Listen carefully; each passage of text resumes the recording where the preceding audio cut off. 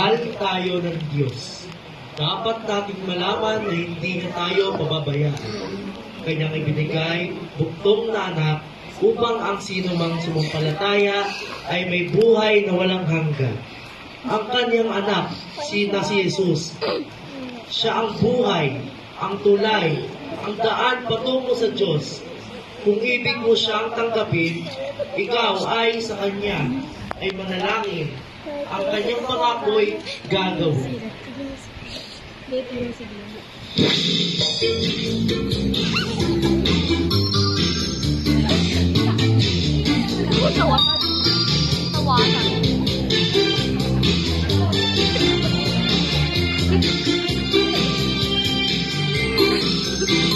Sama-sama. Laging masaya. At kung ang tanong, bakit kaya?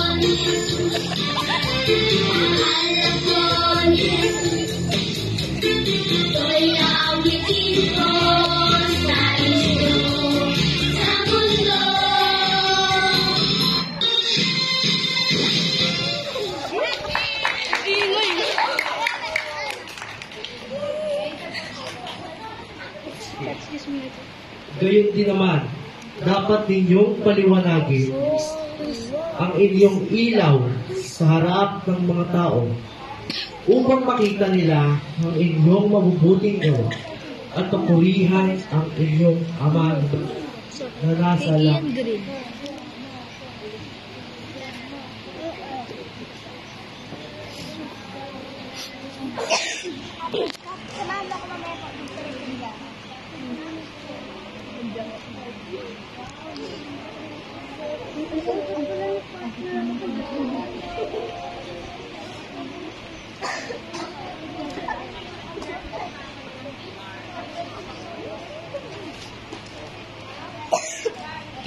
Position.